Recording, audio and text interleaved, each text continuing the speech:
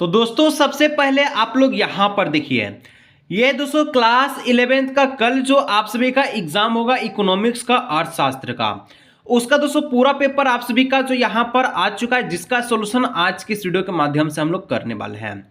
यदि दोस्तों आप लोग ये झारखंड बोर्ड क्लास 11th के विद्यार्थी है दोस्तों, और कल आप सभी इकोनॉमिक्स का पेपर देने जा रहे हैं, तो दोस्तों आज की इस वीडियो के माध्यम से हम लोग क्लास 11th का झारखंड अद्यवित परिषद रांची का 2026 का दोस्तों इकोनॉमिक्स का हम लोग जो क्वेश्चंस पेपर को आज की इस वीडियो में हम लोग सोल्व करने वाले हैं, जो कि दोस्तों कल आप सभी के एग्जाम में यही प्रश्न आज के एग्जाम में देखने को मिलेगा। दोस्तों आज की वीडियो के माध्यम से हम लोग 40 MCQ क्वेश्चंस को सोल्व करेंगे, और यही क्वेश्चन दोस्तों आप लोग कल एग्जाम दीजिए तो इकोनॉमिक्स के पेपर में यही क्वेश्चंस मिलेगा। तो चलिए दोस्तों फाइनली हम लोग सारा प्रश्न को हम लोग सोल्व कर लेते हैं। यदि आप लोग चैनल पर दोस्तों पहली बार आए हैं तो आप लोग चैनल को आप लोग सब्सक्राइब कर लीजिएगा। यहाँ पर देखिए एग्जाम में आपका दोस्तों इंग्लिश में सबसे पहले होगा, उसके बाद आप सभी का हिंदी में होगा। तो हम लोग हिंदी में सारा प्रश्न को सोल्व करेंगे। फटाफट से दोस्तों सारा प्रश्न को देख लीजिएगा, कल के पेपर में यही प्रश्न आपको पहला नंबर में देखने को मिलेगा। तो चलिए वीडियो को हम लोग शुरू करते हैं। सबसे पहला प्रश्न इकोनॉमिक्स का आ चुका है, कहता है कि जीवन के आम कारोबार से अर्थशास्त्रियों का क्या तात्पर्य है। यानी कि जीवन का आम कारोबार है, जैसे कि आम कारोबार कहने का मतलब दोस्तों यहाँ पर आर्थिक क्रिया को बताया जा रहा है। आर्थिक क्रिया कहां पर लिखा गया, देखिए धार्मिक है, राजनीतिक है, सामाजिक है। गलत, ऑप्शन नंबर सी हो जाएगा आर्थिक क्रिया इसका करेक्ट आंसर। आगे का प्रश्न आप लोग देख सकते हैं 2 नंबर, और फटाफट दोस्तों चैनल को आप लोग सब्सक्राइब कर लीजिएगा।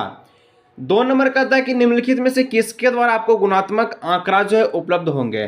गुणात्मक यानी कि आप सभी को गुण पता चलना चाहिए, तो किसी विषय के प्राप्त में नहीं, आय से, मासिक खर्च से नहीं, ये से आपका जो जीडीपी प्राप्त होता है, जो आपका बुद्धि है, इससे आपको गुणात्मक आंकड़ा प्राप्त होगा। ऑप्शन नंबर डी हो जाएगा। नेक्स्ट प्रश्न है 3 नंबर कहता है कि आंकड़ा का संग्रह क्यों किया जाता है। यानी कि जो आंकड़ा जो आपको दी जाती है उसको इकट्ठा आपको कैसे करना होता है, क्यों करते हैं। तो समस्याओं के स्पष्ट और वैध समाधानों के लिए साक्ष्य दर्शाने हेतु, यानी कि जो भी समस्या है, जो भी वैध समाधान पाई जाती है, इसके लिए हम लोग आंकड़ा का क्या करते हैं, संग्रह करते हैं। ऑप्शन नंबर सी इसका करेक्ट आंसर हो जाएगा। नेक्स्ट प्रश्न आप लोग देख सकते हैं 4 नंबर जो प्रश्न है, कहता है कि आंकड़ा संग्रह की निम्न विधियों में से किस विधि में उत्तरदाता को प्रभावित करने की संभावित रहती है। यानी कि आंकड़ा जो संग्रह किया जाता है, इसमें दोस्तों किस विधि के द्वारा जो है उत्तरदाता प्रभावित की यहाँ पर संभावना जो बताई जाती है, जो कि यहाँ पर ऑप्शन नंबर सी हो जाएगा इसका करेक्ट आंसर। आप लोग देख सकते हैं। नेक्स्ट प्रश्न दोस्तों आप सभी का आ चुका है 5 नंबर का, कि प्रतिचयन त्रुटि को कैसे दूर किया जा सकता है। यानी कि मान चलिए कोई चीज आप लोग चुन रहे हैं और वो चीज आपको गलत निकल करके आ चुका है, तो इसको आप लोग कैसे दूर करेंगे। तो दोस्तों इसको जो दूर किया जाता है वो आप सभी का प्रतिदर्श के आकार को बढ़ा करके, यानी कि इसके आकार को बढ़ा करके, यानी ऑप्शन नंबर डी का करेक्ट आंसर हो जाएगा।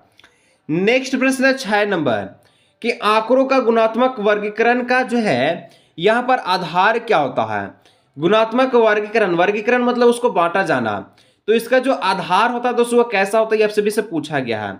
इसका जो आधार होता है ये विशेष गुण का होता है। ऑप्शन नंबर सी इसका करेक्ट आंसर हो जाएगा। फटाफट दोस्तों चैनल को आप लोग सब्सक्राइब कर लीजिएगा, सारा प्रश्न को देख लीजिए, यही प्रश्न आपके एग्जाम के पेपर में हुआ देखने को मिलेगा। आ चुका है 7 नंबर, कि अपरिष्ट आंकड़ों के संबंध में निम्न कथनों में से सही कथन का चयन करें। तो यहाँ पर दोस्तों सही कथन जो है आप सभी का ऑप्शन नंबर सी है, कि अपरिष्ट आंकड़ों जो है अव्यवस्थित होते हैं, यानी कि इसको सजाया नहीं जा सकता, ये जो उल्टा फिल्टा होती है। ऑप्शन नंबर सी इसका करेक्ट आंसर हो जाएगा। आगे का प्रश्न 8 नंबर, कि निम्नलिखित में से संतत चर का एक उदाहरण कौन सा है। यहां पर दोस्तों संतत चर का उदाहरण कौन सा हो जाएगा। तो संतत चर का उदाहरण जो है यहां पर होगा आप सभी का एक व्यक्ति की अपनी वार्षिक आय, यानी कि जो व्यक्ति अपने वार्षिक आय में 1 लाख कमा रहा है, 2 लाख कमा रहा है, कितना कमा रहा है, यही इसका संतत चर का उदाहरण हो जाएगा। ऑप्शन नंबर सी इसका करेक्ट आंसर हो जाएगा। 9 नंबर प्रश्न कहता है कि चरम पदों की उपस्थिति में कौन सा औसत सबसे ज्यादा प्रभावित होता है। यानी कि जो चरम पद आपका जो है, ठीक है, चरम पद जो होता है इसमें औसत सबसे ज्यादा जो है कहां पर आपको मिलता है देखने को, जो कि दोस्तों समांतर माध्य में होता है, जिसके फॉर्मूला होता है दोस्तों जितना आपको माध्य दिया गया है सभी को जोड़ करके, और आपको जो है कुल बटा के आपको क्या करना होगा, भाग करना होगा। जैसे कि यहाँ पर 10 नंबर का प्रश्न आ चुका है कि दंड आरेख क्या होता है। दोस्तों दंड आरेख होता है वो क्या होता है, इसको हम लोग कहते हैं एक विमीय आरेख। एक विमीय के मतलब कि एक समान गति करते हुए इस प्रकार से, ठीक है, यानी कि एक लीनियर यहाँ पर इस प्रकार से इसका जो है ग्राफ हो जाएगा। आगे का प्रश्न आप लोग देख सकते हैं 11 नंबर, कि निम्नलिखित में से किस आरेख को संचयी बारंबारता के नाम से भी जान सकते हैं। तो संचयी बारंबारता के नाम से हम लोग दोस्तों त्वरण को जानते हैं, ये सभी लोग पढ़े होंगे, यानी ऑप्शन नंबर डी इसका करेक्ट आंसर हो जाएगा। आगे का प्रश्न आप लोग का 12 नंबर दोस्तों कहता है कि 40, 50, 55, 78 और 58 का समांतर माध्य ज्ञात करना है। सबसे पहले जो दिया गया है 40 दिया गया है, 50 दिया गया है, आपका 55 दिया गया है और आपका 58 दिया गया, आपका जो है आपका कितना दिया गया है, ठीक है, और यहाँ पर 78 दिया गया और आप सभी का जो है 58 दिया गया है। इसको जोड़ना है 1, 2, 3, 4 और 5 से भाग लगाना है। इसको आप लोग जोड़िएगा तो दोस्तों टोटल आपका जो है 281 होगा। 281 को 5 से भाग दीजिएगा तो 56.5 इसका करेक्ट आंसर निकल करके आ जाएगा, 56.2, ठीक है, जो कि ऑप्शन नंबर बी है। ऑप्शन नंबर बी इसका करेक्ट आंसर हो जाएगा। आगे का प्रश्न आपका 13 नंबर है कि सबसे ज्यादा दोस्तों बारंबारता वाला चर का जो मान है कहाँ क्या कहलाता है, यानी कि जो बारंबारता में सबसे ज्यादा जो रिपीट होता है इसको हम लोग क्या कहते हैं। जैसे कि यहाँ पर 6 है, 7 है, ठीक है, 6 हो गया, 7 हो गया, 6 हो गया, 5 हो गया, 6 हो गया, 8 हो गया, ठीक है, 7 हो गया, फिर 8 हो गया। तो सबसे ज्यादा देख सकते हैं यहाँ पर 6 का रिपीट किया गया, तो इसको हम लोग बहुलक कहते हैं, option number D correct answer हो जाएगा। आगे का प्रश्न आप लोग देख सकते हैं 14 नंबर कि निम्नलिखित में से कौन सा कथन सत्य है। सत्य कथन को यहाँ पर चुनना है। तो सत्य कथन यहाँ पर कौन हो जाएगा कि चतुर्थक दिए गए आंकड़ों को, ठीक है, यहाँ पर 4 बराबर भागों में विभाजित की जाती है। चतुर्थक का मतलब ही दोस्तों आपका होता है 4 बराबर भागों में बांटना, यानी कि ऑप्शन नंबर 20 का करेक्ट आंसर हो जाएगा। 15 नंबर दोस्तों प्रश्न है, कहता है यदि दो चरों के, ठीक है, बीच सहसंबंध गुणांक +1 है तो चरों के बीच कैसा संबंध होगा। यदि कोई भी आपका पास दो गो चर है जिसका जो यहाँ पर आप सभी का सहसंबंध जो दिया गया है ये प्लस का दिया गया, पॉजिटिव का प्लस का 1 दिया गया है, तो इसका जो है आपका क्या हो जाएगा कि पूर्णतः धनात्मक रैखिक संबंध हो जाएगा। यानी कि जो इसका संबंध होगा पहले तो यहाँ पर आपको पता चलिए आपका धनात्मक है और कैसा होगा तो रैखिक होगा, इस प्रकार से होगा, यानी ऑप्शन नंबर डी हो जाएगा। 16 नंबर कहता है कि कद फुट में तथा वजन किलोग्राम के बीच सहसंबंध गुणांक की इकाई क्या होती है। फुट में और किलोग्राम के बीच जो है यहाँ पर सहसंबंध गुणांक की इकाई पूछी है, जो कि यहाँ पर हो जाएगा सहसंबंध गुणांक की इकाई नहीं होती है। यहाँ पर आप लोग देख सकते हैं फुट अलग चीज हो गया, यहाँ पर किलोग्राम अलग चीज हो गया, तो यहाँ पर गुणांक नहीं हो गया, यानी ऑप्शन नंबर डी इसका हो जाएगा। 17 नंबर कहता है कि निम्नलिखित में से कौन सा सूचकांक खुदरा, ठीक है, कीमतों में औसत परिवर्तन को मापता है। तो औसत परिवर्तन को यहाँ जो मापेगा आपका कौन मापेगा, देखिए ये जो मापता है दोस्तों उपभोक्ता कीमत सूचकांक, कि जो सूचकांक जो इंडेक्स दिया गया है उसको क्या उपभोक्ता क्या कंज्यूमर है उसकी कीमत क्या है, इसकी प्राइस क्या है, इस प्रकार से माप की जाती है, ऑप्शन नंबर डी हो जाएगा। 18 नंबर का जो प्रश्न है औपनिवेशिक काल में भारत के विदेशी व्यापार का सबसे बड़ा पार्टनर, ठीक है, कौन सा था।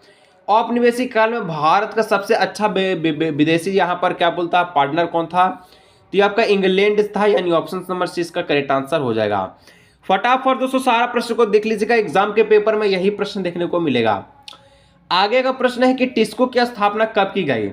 दोस्तों जो टिस्को है इसकी जो स्थापना ये कब की गई थी, ये आप सभी का जो किया गया है दोस्तों आप सभी का कब, तो 1907 ईस्वी में की गई है, यानी ऑप्शन नंबर यहाँ पर बी करेक्ट आंसर हो जाएगा।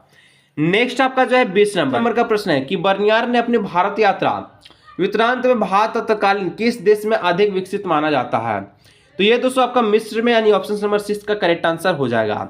नेक्स्ट प्रश्न आपका 21 नंबर। 21 नंबर का जो प्रश्न है दोस्तों आप लोग देख सकते हैं, कहता है कि परिप्रेक्षात्मक योजना जो कि आपका उद्देश्य है कितने वर्षों में प्राप्त करना होता है, यानी कि परिप्रेक्षात्मक जो योजना है इसको कितने वर्ष में प्राप्त किया जाता है, तो इसको दोस्तों आपका 20 वर्ष में प्राप्त की जाती है, ऑप्शन नंबर डी का करेक्ट आंसर हो जाएगा। 22 नंबर आप लोग देख सकते हैं 1950 में लघु औद्योगिक इकाई में निवेश की अधिकतम सीमा क्या होती है। तो इसकी जो अधिकतम सीमा होती है दोस्तों ये आपका क्या होता है, ये हो जाता है आप सभी का 5 लाख रुपए, यानी ऑप्शन नंबर सी इसका करेक्ट आंसर हो जाएगा। ठीक है, नेक्स्ट आपका 23 नंबर कि आयात वस्तु पर लगने वाला कर को क्या कहा जाता है। जो भी आयातित वस्तु होती है जिस पर दोस्तों विक्रय की जाती है, इस पर जो लगने वाला जो टैक्स है इसको हम लोग क्या कहते हैं, इसको हम लोग कहते हैं प्रशुल्क, यानी कि उस पर हम लोग को शुल्क प्राप्त किया जाता है। जैसे कि जितना भी आप लोग सामान लेते हैं उस पर कर आपका इंक्लूड रहता है। 24 नंबर औद्योगिक क्रांति, ठीक है, औद्योगिक नीति 1956 को किस पंचवर्षीय योजना का आधार बनाया गया। तो औद्योगिक नीति जो है 1956 को ये आपका दूसरी पंचवर्षीय योजना का यहाँ पर आधार बनाया गया था, जो कि ऑप्शन नंबर 20 का करेक्ट आंसर हो जाएगा। 25 नंबर निम्नलिखित में से अप्रत्यक्ष कर का एक उदाहरण कौन सा। अप्रत्यक्ष कर प्रत्यक्ष नहीं, अप्रत्यक्ष। प्रत्यक्ष उसको कहते हैं जो आपका इनकम टैक्स फाइनली आपके इनकम पर टैक्स मारता है, रिड मारता है। अप्रत्यक्ष उसको कहते हैं जो आप लोग सामान खरीदते हैं, उसको पता नहीं चलता कि इस पर कर लगा हुआ है कि नहीं, लेकिन उसमें लिखा रहता है कि इनिशियल ऑल टैक्सेस इंक्लूडेड, यानी कि सारा आपका टैक्स उसमें इंक्लूड रहता है। ऑप्शन नंबर ए हो जाएगा बिक्री कर, चॉकलेट हो गया, साड़ी हो गया, गमछी हो गया, जितना भी आप लोग सामान खरीदते हैं।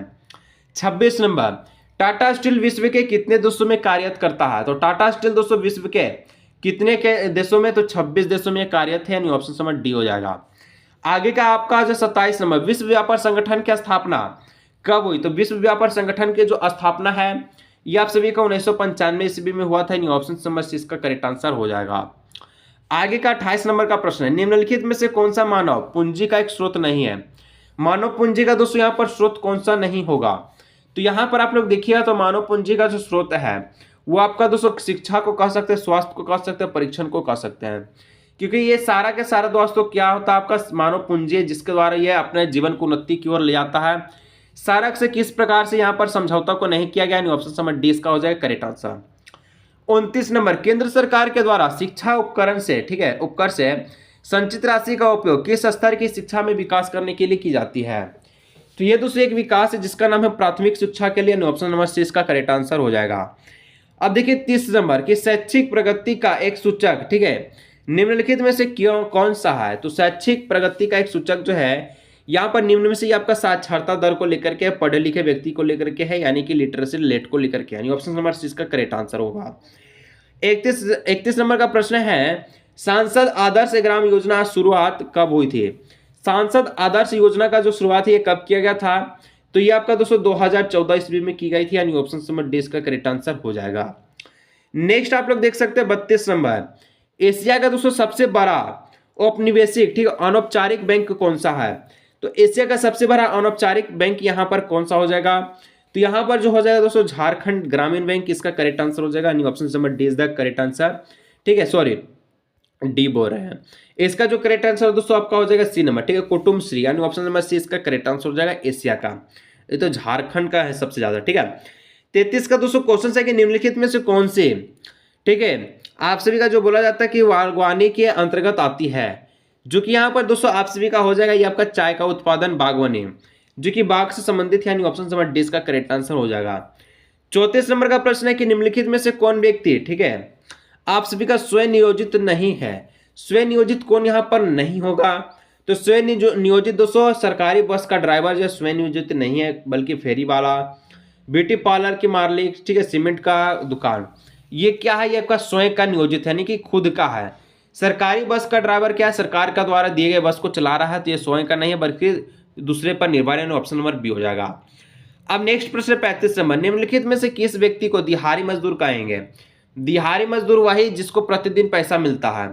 तो सरकारी विद्यालय का एक शिक्षक जिसको मंथली में मिलता है, फेरी वाला ये तो रोजी रोटी इसका खुद का है, जाएगा तो जाएगा, ना जाएगा तो ना जाएगा। मोची हो गया, ये लोग रोज कमाते हैं। भवन निर्माण में जो कार्यरत मजदूर है, ठीक है, इनको कभी कभी काम मिलता है जो कि दिहाड़ी पर काम मिलता है, तो ऑप्शन नंबर डी हो जाएगा। 36 नंबर के निम्नलिखित में से किस साधन में ऊर्जा की सबसे ज्यादा बचत की जाती है? तो दोस्तों यहाँ पर एलईडी का बल्ब जो है अब तो सबका घर में लग रहा है, जिसमें दोस्तों क्या होता है कि एलईडी का जो बल्ब है इसमें जो है आप सभी का वाट कम रहता है, यानी कि जो आपका बिजली की खपत कम होती है। बाकी आपका जितना सारा आपका जो यहाँ पर लाइट है सब में ज़्यादा आपका होता है। जैसे कि पहले पीला वाला बल्ब चलता था उसमें बहुत ज़्यादा लाइट जो है लगता था, ठीक है, बहुत ज़्यादा बिजली लगता था। धारणीय विकास के लिए निम्नलिखित में से कौन सा उपाय जो है अपनाया जा सकता है? तो दोस्तों इसमें हम लोग कह सकते हैं, क्या कह सकते हैं, सौर ऊर्जा का प्रयोग करके, यानी ऑप्शन नंबर सी इसका करेक्ट आंसर हो जाएगा। आगे का प्रश्न 38 नंबर कि यहाँ पर दोस्तों अपिक्को आंदोलन किस राज्य में चलाया गया? तो अपिक्को आंदोलन दोस्तों कौन सा राज्य में चलाया गया था? ये आपका जो चलाया गया है ये आप सभी का कर्नाटक में, यानी ऑप्शन नंबर सी हो जाएगा। फटाफट दोस्तों सारा प्रश्नों को देख लीजिएगा, चैनल पर पहली बार सब्सक्राइब कर लीजिएगा। ग्रेट लीप फॉरवर्ड अभियान किस देश में लागू किया गया? तो ये आप सभी का जो किया गया था आपका चीन में, यानी ऑप्शन नंबर बी हो जाएगा।